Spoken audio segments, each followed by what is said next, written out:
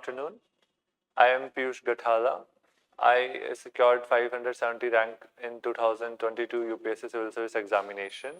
And today I will try to tell you my strategy for doing well in UPSC examination. Particularly, I scored 283 in public administration optional, and in my prelims, I managed to score more than 10 to 15 marks every year above the cutoff. I'll try to tell both of these specific things aside from the general strategy for general studies that I have adopted throughout my preparation.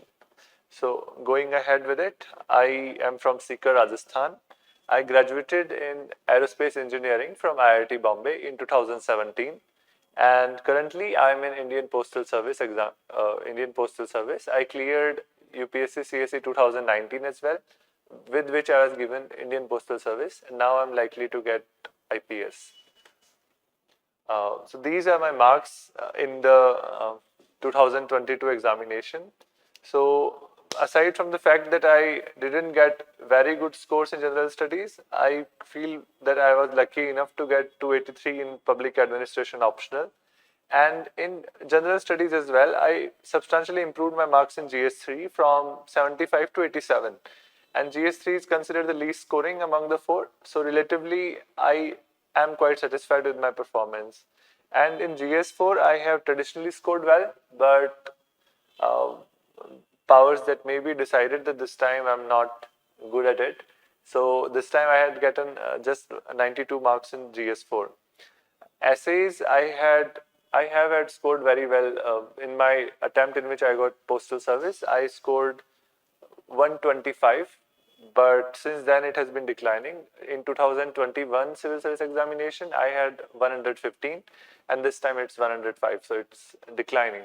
But this is a little bit of ups and downs keep happening throughout the 3 years that I have written the exam, but in general as well. So, but overall, I feel comfortable with my preparation this time. So coming back to what we are going to focus on today. So there are the three things. Firstly is that when you start with your UPSC preparation, what should be your analysis of it? Because when you're starting, you should have some clear understanding about what are the positives and the negatives of preparation. And this would include risk and return analysis before starting for the UPSC. Secondly, the syllabus of examination. What are the positives and negatives of that? And thirdly, the challenge of staying motivated throughout the process. So this is the first stage where you will ensure that you are in the mental makeup that you are going to write this examination well, and you will stay motivated, be your best when the date for prelims arrives and the mains and interview arrive. So this is the first part of getting ready for it. The second part is the strategy for doing your best, assuming that you are going to write in 2024. These are the three things that I'll try to focus on from perspective of when I was just starting my preparation. Firstly, choosing your optional subject and setting priorities in terms of how much time you want to give every day to your optional, to your mains GS and prelims. The second part is the part of self-awareness and feedback. This is about how are you able to improve your preparation, the role of self-awareness in that, and feedback from peers as well as mentors or coaching institutes. The third part is the knowledge part of the examination, and I have innovated for myself the fort and the territory approach for it, that how to ensure that I'm confident in certain strong areas of the syllabus. At the same time, I have general awareness about the wider ocean of knowledge that is needed in UPSC Civil Service examination. So this is also something we'll cover. And thirdly and finally, we'll specifically cover the prelims and the optional preparation. I'll make a separate video on optional preparation and how I've managed to improve my score from 235 to 283 in a year. And right now we will talk a little bit about my prelims and about my overall general studies preparation. Let's move on. The good and the bad of UPSC preparation. So firstly, when I want to introduce you to the UPSC preparation, I would try to say that what worked for me is not necessarily going to be helpful for everyone. So you will have to be your own guide. I can tell you one aspect of my journey, and it is like there is a famous saying in the Buddhist approach of meditation that a person climbing a hill cannot tell to someone else how that experience would be for him or her. It's unique for everyone. So until you take the effort towards climbing the hill, you cannot know that experience from someone else. So the lesson there is, from Buddhist point of view, is that meditation has to be experienced to learn. And similarly for UPSC, experience of writing the exam is the main component of enjoying the process of UPSC preparation. So your own experience is going to be the greater guide. I can only tell how it was for me, and you can take some positive things out of it to prepare yourself for your journey. But at the same time, I am only one person, and you are a different person. So what works for me would be probably different from what works for you. So this is the initial disclaimer that I will start my suggestions video with. So risk and returns analysis before starting is the first thing that I did when I started for preparation. There is low success ratio in this examination. So what does this entail? What do you do with it? Firstly, the amount of time that you put in this examination, you need to ensure that you take something out of it, even if you fail to achieve your target. So for this, you have to ensure that you become a better person throughout the preparation stage. Like when you are writing prelims and mains, you are not just thinking that if you'll clear the exam, everything is good. If you don't clear the exam, you are zero. Ensure that every day when you're putting your efforts in civil service examination preparation, you are growing as a human being. You are growing as a professionally competent person who would be valued in whatever task they come up with. So recognizing low success ratio in examination should guide you towards a lot of decisions that you make during the examination from the perspective that this is a life skill, that whatever else I do after it, I will be more competent at it because I learned to excel in my UPSC preparation. And I have developed an aptitude for excellence. So that is the crux of what I mean to say that when you look at low success ratio in examination, that you cannot be assured of the outcome, but you are always assured of the process of it, that is in your hands. Secondly, the variability of paper. So take that as a given. That is not a bug, that only in 2023 that prelims paper was variably very different from what was taught in coaching institutes. It is the feature of UPSC examination. It evolves every year. You cannot know how the paper would be next year. It is going to be different from what you expect, and that is the feature of the paper.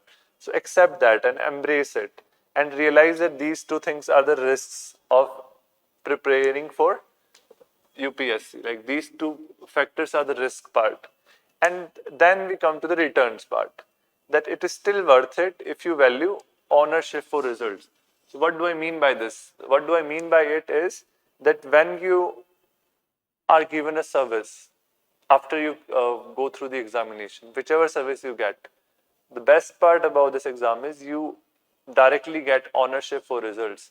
You are not simply taking orders from above. You are given a space to innovate at your level, to take initiatives and implement them. And it has immense potential for self-growth, both in the process of UPSC preparation, as I was mentioning in the low success ratio part, that you will grow as a person in the process of examination.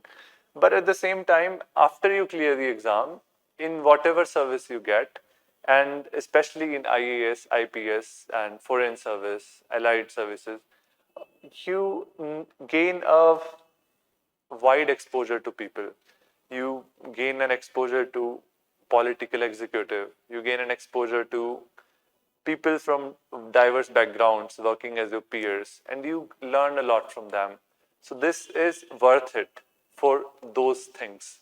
And this is why I would believe that you will be able to live through the two challenges, that low success ratio and the variability of paper, if you remember that the job is still valuable because it gives you ownership for result, you are valued for what you do, and because it gives you wide exposure. Now coming to the second part of the UPSC orientation, the syllabus of examination, it's very large and still it is enriching. The second part is that syllabus is vague for prelims. And thirdly, there are many engrossing topics in this syllabus. Like when you look at GS3, you have Indian economy, then you have agriculture, then you have security, then you have science and technology. All of these are very interesting topics. So it's very engrossing. You will be inclined to study those things at depth. But you have to remember that keep the bigger picture of mains exam in mind. You cannot be lost in that syllabus. And when we look at the vagueness of prelims syllabus, this is very true. It's written Indian history. Now you have to judge for yourself that whether the ancient history will be talked from the perspective of art and culture, or whether history would include post-independence events. Sometimes the questions have been asked from post-independence period as well. So this is the vagueness part, and this has both positives and negatives. Large yet enriching part is the crucial thing. Like compared with other competitive exams that people write, I myself wrote JEE. My sister has written NEET and cleared it. Both of these exams are very segmented. You study some problem solving approach for maths or biology, chemistry, physics. This is very different from what you study for civil service examination. It is very enriching experience. The syllabus has a human element that you learn when you grow as a person while studying about Indian society, Indian policies, governance, and history, geography of India. So it's very enriching as a syllabus, but it's large and you have to handle that. And at the same time, remember to keep the bigger picture of mains in mind. Do not be lost in that ocean of knowledge. Always come back to last year papers and realize that what you've learned today, is it going to be helpful? Moving on. The third part is equally challenging part of UPSC preparation, and this is staying motivated throughout the process. It is very difficult to stay motivated when you do not have direct feedback. Like your written mains, you are waiting 3 months for result.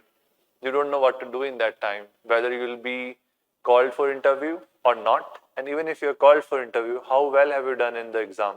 You will not know that until the final result day, when the two categories are separated, people who make it and people who don't. So that process can be very discouraging. You need to find a way to remain motivated. Otherwise, it is very difficult to stay on track in this exam. Firstly, how you can do this is by do not judge yourself based on marks you get in test series.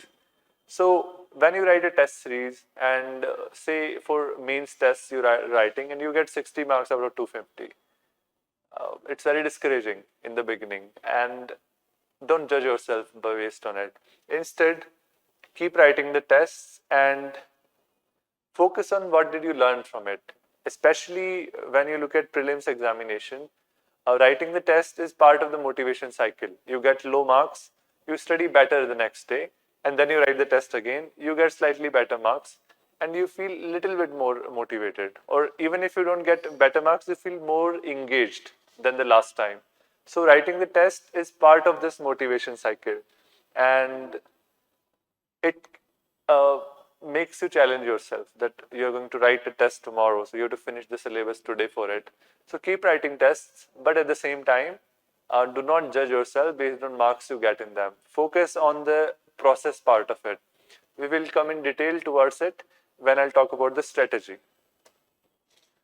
So a strategic approach to UPSC preparation is crucial.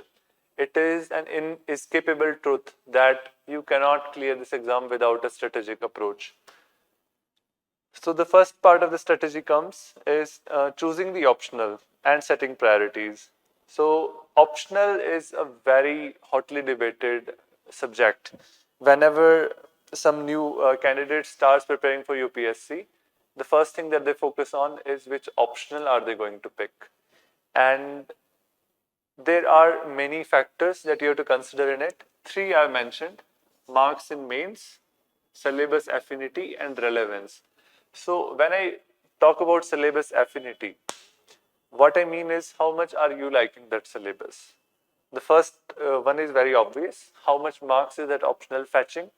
And third is the less emphasized but equally important factor, which is how relevant is that optional for you and for the civil service examination preparation.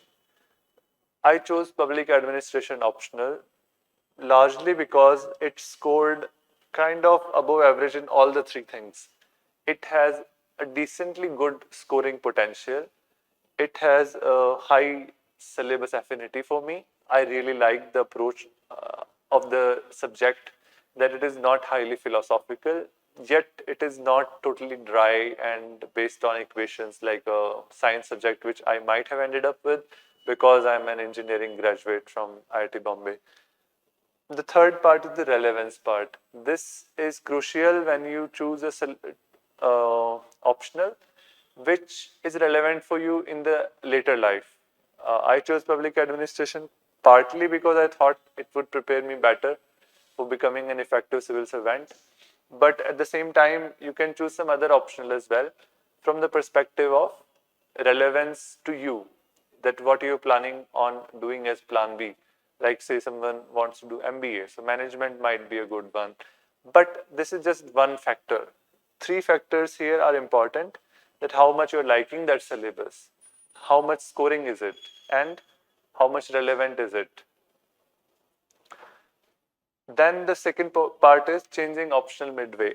Now, this is something people tend to do and it is quite dicey, but I would suggest that you do not take this out of a grievance, that you don't get good marks in optional ones and you feel like I want to change it. Be a bit strategic about such things, whether it is worth it for you from the perspective that whether there is something fundamentally wrong with the optional, and if it is not so, I would suggest not to do it, because in every optional, at least 2-3 people always make the cut. So try to be among those 2-3, and that is the challenge. Do not blame your tools. So this is the second thing. And then the third is, how do you prioritize between prelims and mains on a daily basis?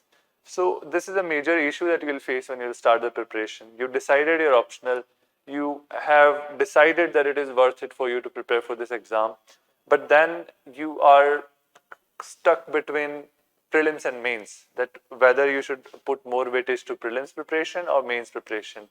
I believe that having a mains preparation centric approach is very helpful. You would, in this way, be slightly good at prelims, but very well prepared for mains. After your prelims is done, the 3.5 months that are left, they are not enough to prepare for mains effectively. You have to prepare for mains year long, and only then can you do well in mains. So your approach should be mains centric, but keep having prelims orientation. Every once in a while, keep coming back to the prelims test papers, last year questions, and have a go at them. Prelims preparation is also a little addictive because it's about brain utilization, puzzle solving. So I would suggest that keep preparing for prelims alongside, and especially the questions part. Keep writing some test series. And we'll come back to this specifically as we move on. The second approach in the strategy is the role of self-awareness and feedback.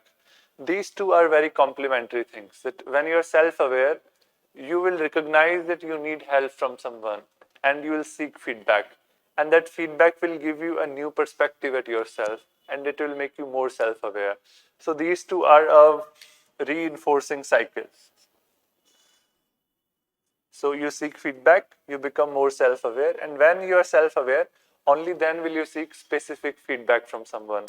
So these two are very important as the personality aspect of you, like the strategy part, like how would you approach this exam, will be determined substantially by how self-aware you are and how much feedback you are seeking from others. So for me, self-awareness started with having a plan for the day and a general plan till the exam date. So every day I will sit and I will kind of decide for myself that these are the things I have to do today. But it's difficult to do this every day. So you have to break it into weekly plans. So on Sunday I would analyze that how much I've studied in this week and which test have I written and what would I do till next Sunday.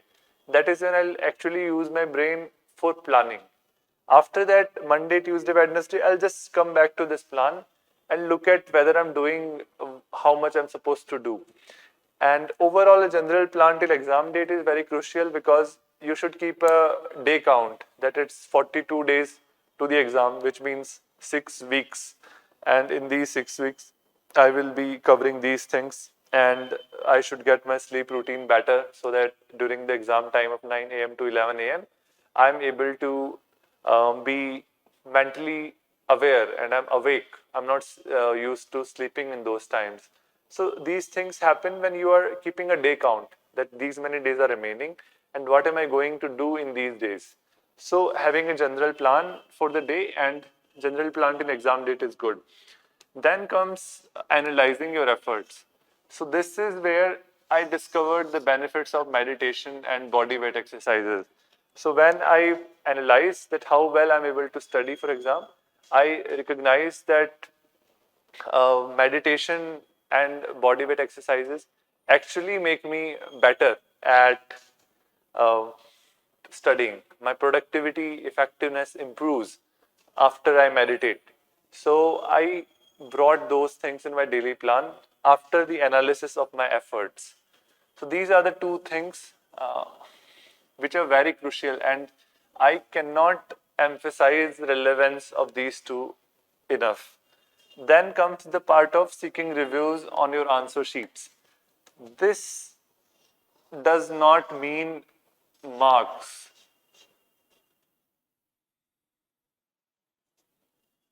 Seeking a review on your answer sheet is not same as just knowing how much marks are you getting in your paper. You need to learn the process of what are you doing right, what are you doing wrong. And this is where who helps you are mentors and copy checkers.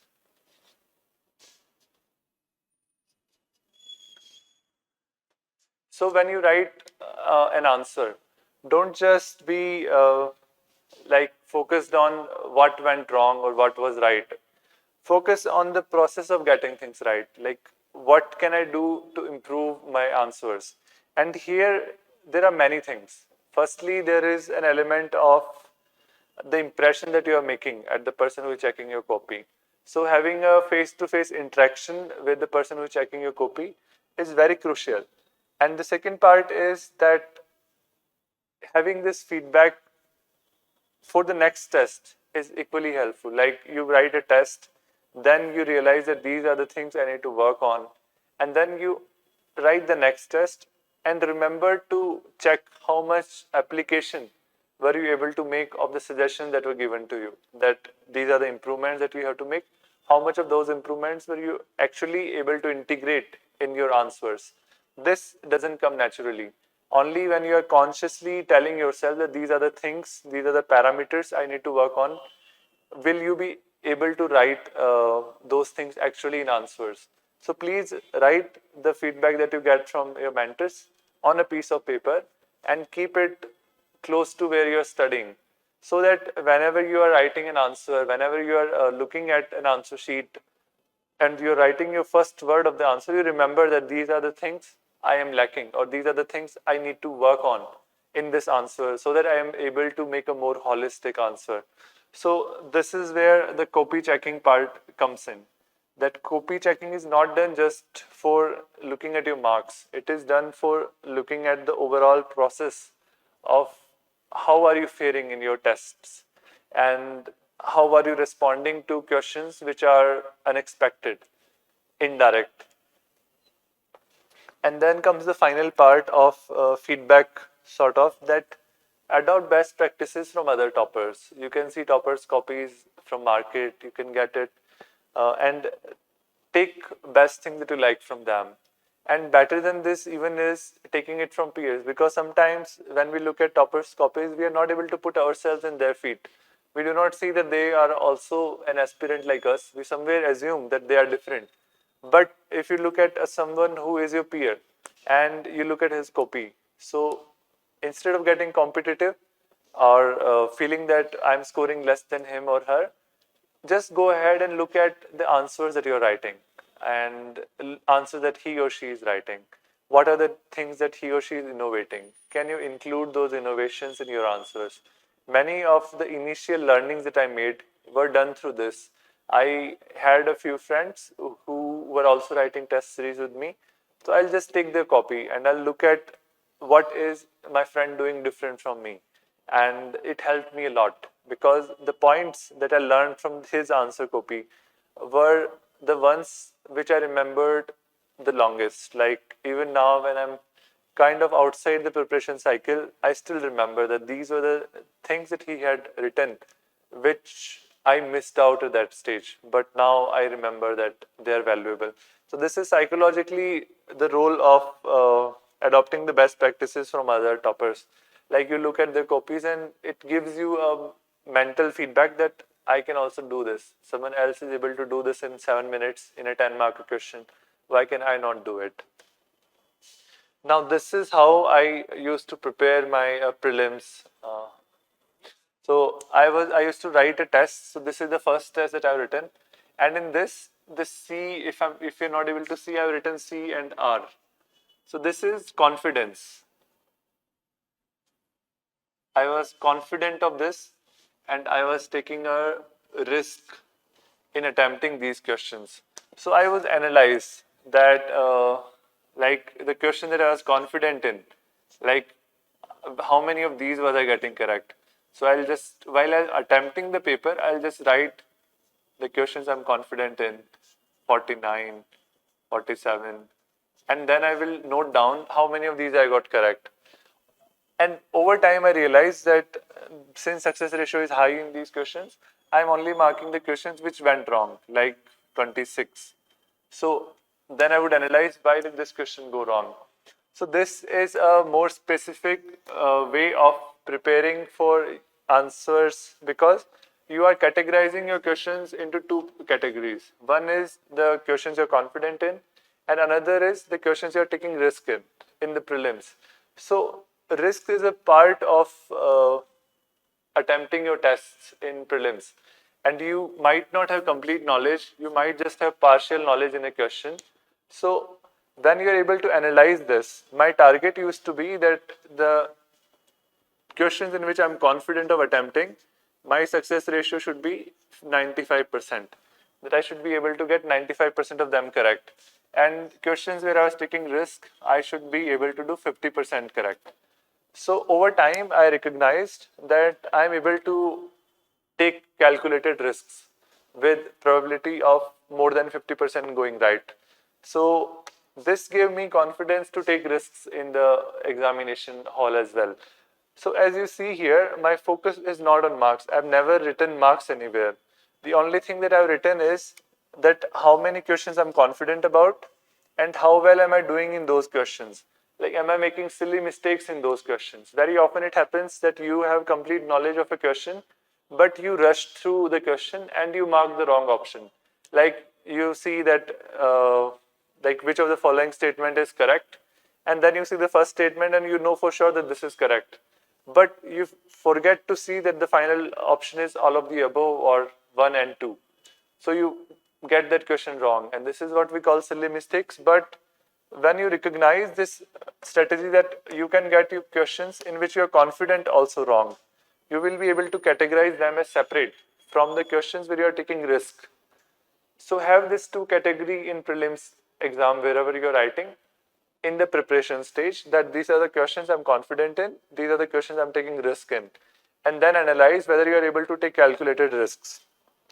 And see here in confident questions, I wrote about the 72 question that it was a blunderous of me. I wasted 3 minutes. So this is also another thing that you have to track.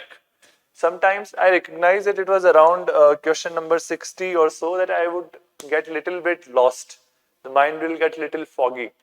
So I will, based on these tests only I recognize this. And then I used to take break during that. So after I had attempted 60 questions, I'll start filling the bubbles for those 60 questions. And this will give me a bit of relief from the stress of constantly looking at question by question. And it will also allow me to get the bigger picture that, okay, I have attempted 60 out of 100, 60% task is done. And I will try to ensure that I'm able to do 60 questions in the first 1 hour. So I'll be able to do that, and then in the next 5 minutes, I'm filling bubbles for them. So now I'll feel like I have 40 questions, about 50 minutes, and I am like in a good place. So I should be relaxed. So in the next 50 minutes, I will be calm and I'll attempt the remaining 40 questions. This reflection had come to me based on sheets like these only, where I had written that I get very lax while I am attempting questions around 60. So have a approach like this where you're seeing your paper in components. You're not seeing it as one block and ticking it as good or bad. You're able to see your paper in parts, parts where you were good, parts where you were not good, so that you can work on specific small tangible things which you can work on, and when you work on them you see a return and you feel excited. So overall that motivation cycle gets nudged by test series like this only, that you realize that you are not doing this thing right, and then it strikes you that, okay, this is such a simple thing to do, let me try to do this in the next test. So this is how you get motivated to write tests, instead of just looking at the overall marks in a test and comparing it with someone else. Look at the process of writing a test and analyze whether you are able to successfully do that. The second component of preparation comes is the knowledge part.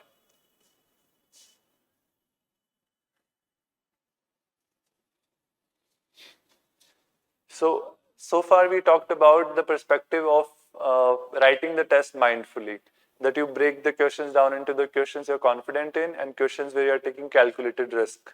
And you're able to take feedback on that, and you're able to self-reflect, and you're able to have a plan. But now comes the main part of the exam, which is the knowledge part. Now, as we mentioned earlier, that syllabus is very huge for the examination. How do you ensure that you are able to do decently well in all the subjects? Now, this is another crucial fact about the UPSC mains, that you cannot be exceptionally bad at any of the 7 subjects. You might hope that you will get exceptionally good score in one subject, and that is a good thing to have because that will make a very visible impact in your rank. But you have to ensure that you are not bad at any of the subjects. Like a standard of say about 100 marks in every GS paper and about 110 marks in essay at least, and about 125, 130 marks in optional. This is something that you should target. Even if you don't like a particular subject, you should ensure that, okay, I should be able to do at least this much. So that is important, but at the same time, you cannot put too much emphasis on one particular subject, that I'll surely get very high marks in this subject. That doesn't happen. What you can ensure is reliably having a decent amount of knowledge in each of the subjects, each of the subtopics of syllabus. And this is how you do that. Having a strong hold on some important topics so that you're able to apply them in a diversity of questions. For example, this is one system that I had made. This is enablers of terrorism or disaffection or Naxalism. How is it individual level? How is an individual radicalized? This is radicalization. Then what happens is that individual tries to find an organization. Okay, and when there is an organization that has been created, they try to finance it. And a well-financed organization will be able to recruit more individuals. So this flowchart was something that I made for Naxalism, but it was equally applicable in terrorism. And GS3 syllabus specifically mentions these two topics. So you can be almost sure that this is going to be useful for you. And I most certainly wrote this in my GS3 question on Naxalism that had come this time. So when you have this sort of fundamental format on a topic, that this is something that is the core of this topic, that how does Naxalism get promoted. When you have this format, you can address how to challenge it. So individual level pe, how can you de-radicalize a person? How can you take action against organizations? And how can you prevent financing to Naxalism, to terrorism? These three topics on the solution side, you can brainstorm from here. It is very easy. But when you have this framework in your mind, you will be able to create so many points out of it. So these topics like this, I call forts. Like I should be able to tell them in my sleep that, okay, what are the three enablers of disaffection, terrorism, or Naxalism? So I'll be able to tell individual level, then organization, then financing. So have many of such topics where you are good all the time and you're able to find a way to implement them in whichever question you get.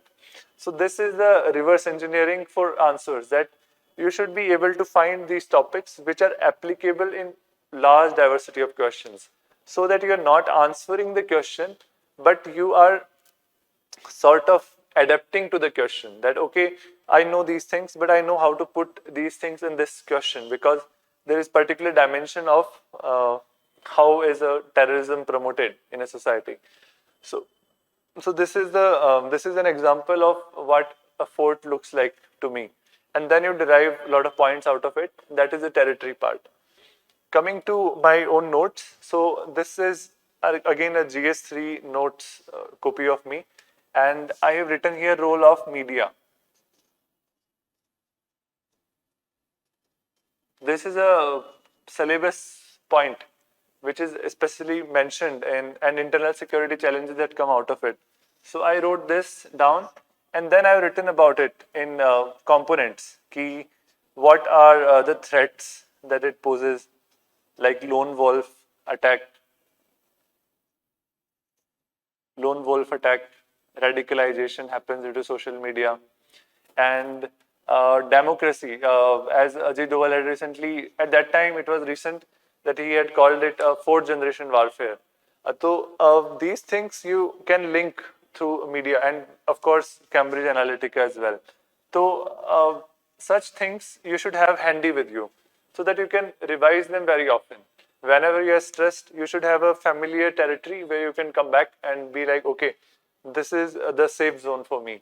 The another symbolic use of the fort word, that this is where you feel safe, that okay, I know these things and I'm able to understand these things. So only thing is that I'll just have to go back and apply them in the papers. So have these broader diversity of things, like what are the threats posed by social security, what are the actions that the government has taken, and what are the concerns that are due to the actions that government takes, like the privacy concern that is there due to the social media regulation. Then you write way ahead. So have a basic skeleton of every topic like this.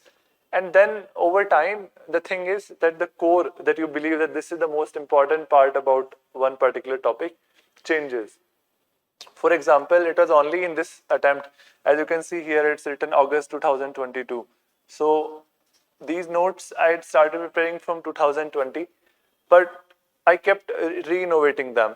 So in 2022, I started focusing on this fact that unemployment rate in India is not much worse than the world. Like in the globe, it is 6%. In India, it is 8.3%. Okay, it's slightly bad, but it's not that bad as we perceive. But the unemployment rate of youth, 15 to 24-year-olds, it's 28% in India, and in the world it is 15%. So it is twice that of the world. And there are so many places where you can apply this data. Firstly, demographic dividend. That the youth, this is the uh, this is the age group where demographic dividend is very visible right now. Over time, this will keep shifting as we'll get older. But right now, this is the population where we have the demographic bulge of 15 to 24-year-olds. And they are not able to find employment for themselves. And this poses a threat to our demographic dividend. And then you can link this to so many things like social security, or the fact that on one side you need an employment allowance, but on the other side, the rise in protests by youth. So was another thing that I recognized only now, that I can put this thing in security side as well. That unemployment rate for 15 to 24-year-old is almost twice of the world in India. So this contributes to a lot of foot soldiers that protest groups get on the ground whenever some protest comes. So have these again some core ideas which you can apply in diverse set of situations. However, at the same time, there is a counter argument to it as well, that you shouldn't just focus on what you know. You should focus on what is being asked in the question. So a bit of on the ground improvisation you have to do. You cannot just write that I know these things, irrespective of what is being asked. For example, unemployment rate, if you mention on Naxalism, so it will be considered as a bit of like you're trying to fit something else somewhere, and it doesn't leave a good impression. So such things need a lot of practice to integrate them in the right place, and at the same time having these things in every topic, that you shouldn't have just 5 things to write in an entire GS3 paper which you're trying to repeat in every question, which looks very bad. So you should at least have 100 of these faults, which 20 of these you're able to utilize in your exam, and you will not appear like you're trying to repeat the same knowledge that you have. So this was my approach of integrating preparation with my notes, because these are all questions like what are the threats posed by social media, what are the concerns about regulation of social media, what is the government doing to ensure that social media is a safe space. These are 3 separate questions, and I wrote my notes in the format in which the questions are asked. So having that approach of answer writing in your notes is very helpful. And similarly, the having a strong hold on some facts is also helpful. And this is the another thing that I did, which is analyzing your notes based on the questions that are there. Like on legislature topic,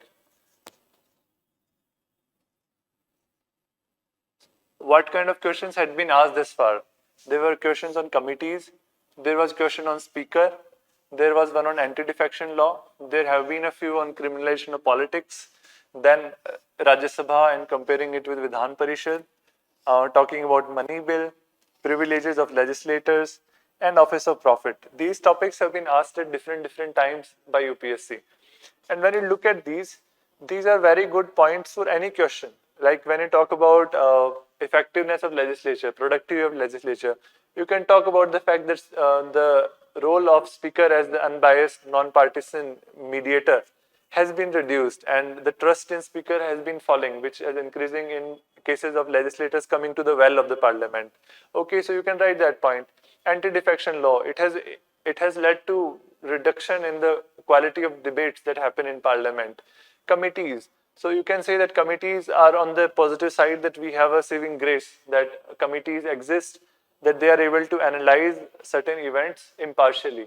But at the same time, they happen in the closed rooms, so they are not open to public, and it reduces the overall deliberative democracy in the society. Similarly, criminalization. You can say that when lawmakers are also at the same time lawbreakers, so how much legitimacy of such laws is left? And then we talk about Rajya Sabha. So all of these points are in general interlinked. And if a question is asked on one of them, if you add other points in it, it diversifies your answer. So having these strong topics on which questions have been asked in past, and appears likely that these can be utilized as important fault for your knowledge, which you can directly put just like that in your answer sheet, is very likely. So having a list of questions that have been asked in past is very helpful in having a good grasp of what you have to do next.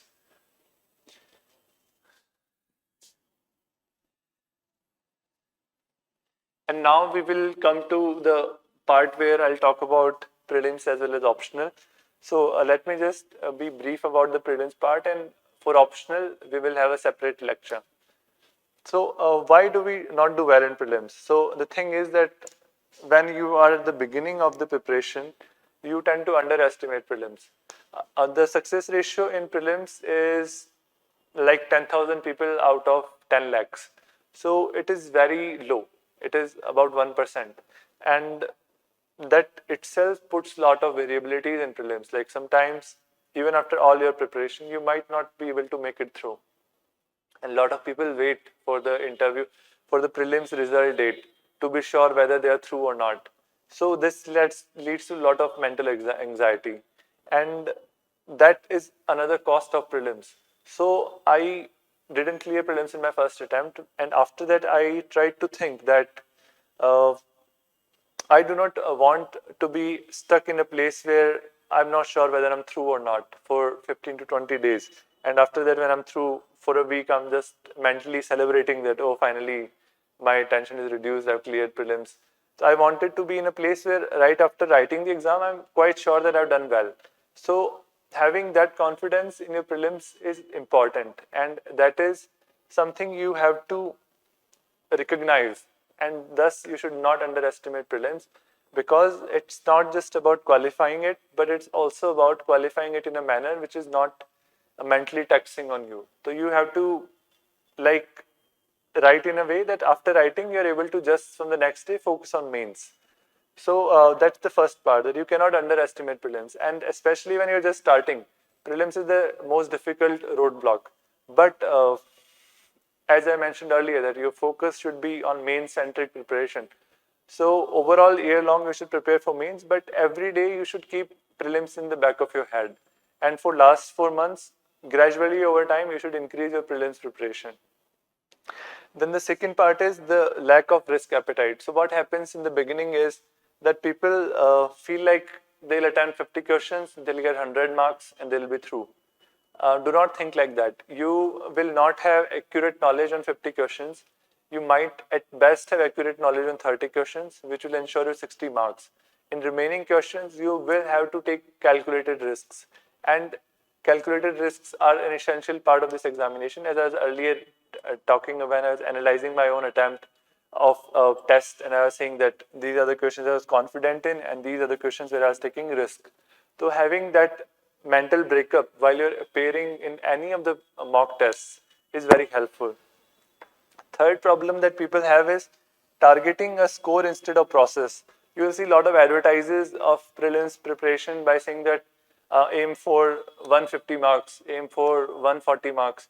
That is not how you should approach prelims, because cutoff changes every year based on the kind of paper there is. So targeting a score is illogical. Similarly, targeting the number of questions you attempt. You should ensure that you are able to read all the 100 questions. You should ensure that you are able to recognize and appreciate the various elements of every question, that okay, this question is difficult, this question is easy. But number of questions that you attempt, that should come organically based on how many questions you are confident in and how many you are able to take calculated risk in. You cannot force fit that based on the score that you want. And these are the things you should do to do well in prelims.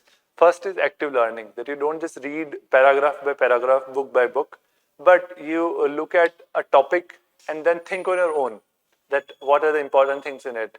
Like once if you read about 1857, so you should yourself remember that, okay, what are the important things to remember in it? Who were the leaders from the Indian side? Who were the leaders from the British side? Which were the different points where the Battle of 1857 was fought? And what were the important issues or the names of wars that were fought at that time? So this is something that should come to you directly. Like you should just sit and reflect on what did you study just now. So that is the active learning part. And then after learning actively, you should do spaced revision of it. Spaced as in that you do today on day 1, then next time you do on day 3, then you do on day 7 revision day.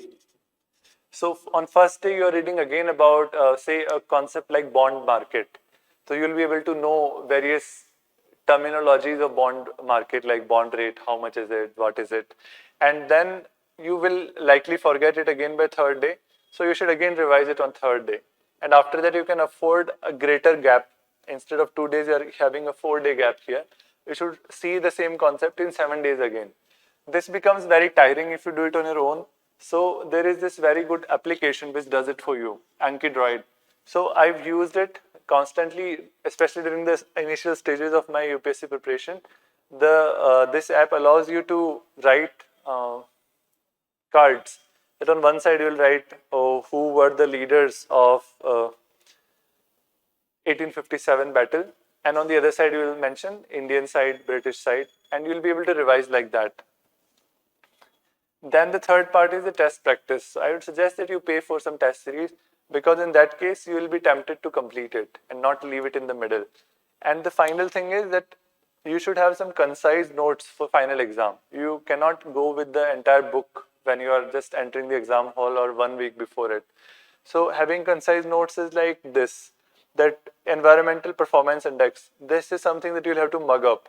And when I was writing this, I tried to do it in an active learning way. So I initially wrote, okay, it is prepared by German Watch. But when I was writing German Watch, I looked at the fact and I remembered, oh, it's wrong. It's World Economic Forum.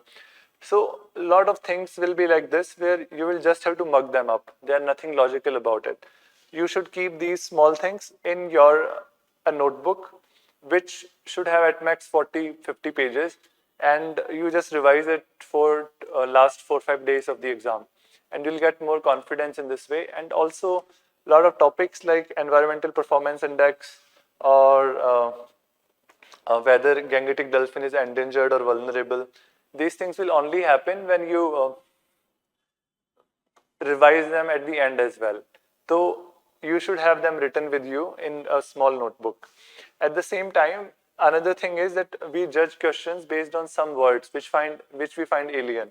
For example, genetic engineering appraisal committee. This is one word. If a question comes on it, you will assume that it's going to be hard.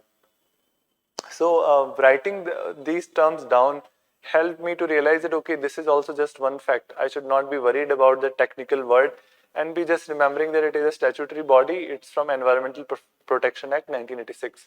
Now, this is all I'll remember, but if something comes out of it, mostly the questions that use very difficult terminology are easy questions. So you should not be feeling afraid of those questions. Similarly, Department of Military Affairs, if you'll hear the word, you'll be like, oh, what is it? And you'll skip that question. But you just have to remember that it is headed by Chief of Defense Staff, who is a 4-star general, and 3-year tenure is given to him. So having these notes will help you calm down as well, that you will not feel scared of these terminologies. So I used to write them for these 2 reasons. And then my method to review the tests, I already told you that I used to mark the questions which I have taken calculated risk in. And then I'll analyze how many of them are successful in. See here, I marked 10 questions as risk questions. And out of these, I got 4 correct. So I'm like, okay, I can do a little bit better than this, but 4 out of 10 risk questions is not bad. And then I will keep reviewing these things. So these terms I have written while I was writing the test, that okay, I do not know about oceanic deposits. I do not know about which jet streams are the most stable ones. I am worried about what does mesosphere mean. So I wrote these terms which I wish I knew while I was writing the test. And after I finished the test with the other pen, like blue and red, I have written that what do these things mean and whether they are relevant or not for me.